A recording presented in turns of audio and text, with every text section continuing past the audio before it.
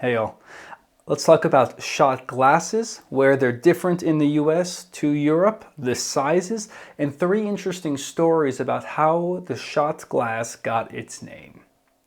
So, what I first learned when I moved over from the US to Switzerland is that a shot is not always a shot.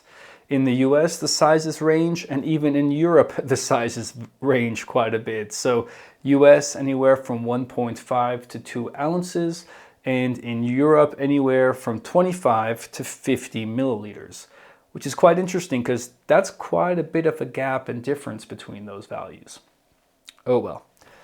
Now, again, to the three theories of how a shot glass got its name. We're going to start with my favorite, the old Wild West theory. The concept that a bullet, was commonly traded for a shot of whiskey. So this means that one bullet was worth one shot, and if you went to the bar and you had no cash, you didn't rob a bank recently, or who knows, you could take a bullet out of your belt and give it and trade that for a shot of whiskey. Now, as cool as that sounds, sadly there isn't a lot of proof out there. And the more you think about it, I do understand, and there's some flaws in the theory. Imagine you're in a city that has a whole bunch of bullets but not enough whiskey. Because it's a bartering system and it's not a defined currency, it might not be as valuable because you have too much whiskey and you have one bullet, and bullets people want, so maybe you need to give that bullet for like 5 glasses or a bottle of whiskey. And vice versa. If there's a whole bunch of bullets but no whiskey, well then you might have to give your whole bullet belt or whatever you call that and get a shot of whiskey for it. So amazing idea. I love this story.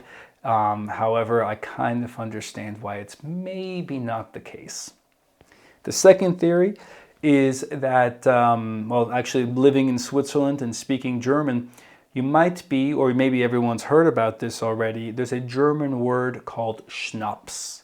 And Schnaps is high-proof alcohol. It's like spirits, spiritosa, but it's just their alcohol. It's a general term for alcohol.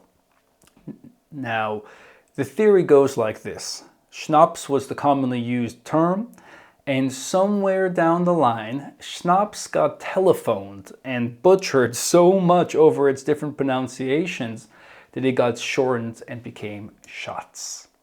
Schnapps in German, liquor, and then got changed into a glass of something, which back in the day makes sense. You probably didn't always know what you're drinking. You just say, give me a shot. And being butchered over the time, Schnapps becomes Schatz. Now, the last, which I know almost nothing about, however, when someone told me this, I thought, bam, light bulb, this kind of makes sense, is that in the glass blowing world, when they are, or when a glass artist is making a bottle of any type or a glass of any type, maybe something like this, you use a very small amount of glass in that production. And that small amount of glass was referred to as a shot. So it could be that the glass blowing term, small amount of glass, was exactly how much glass you needed to make something like this. And that meant that they probably in its production and sale of these glasses simply referred to it internally and started to use it externally as a shot glass, because that's how much glass you had in the shot. I really wish the truth was the cowboy story. The actual truth is we don't really know where it originated from, only that it's different now almost everywhere you go. But what I'm really happy to say is usually what's inside the shot glass is more important than the shot glass itself. Hey all, thanks for sticking through. Tell me, what is your most favorite, or which story did you find most interesting?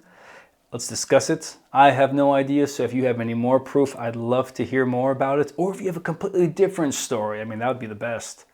But until then, cheers all.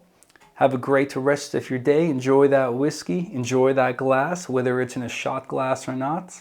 And cheers to you. Bye all.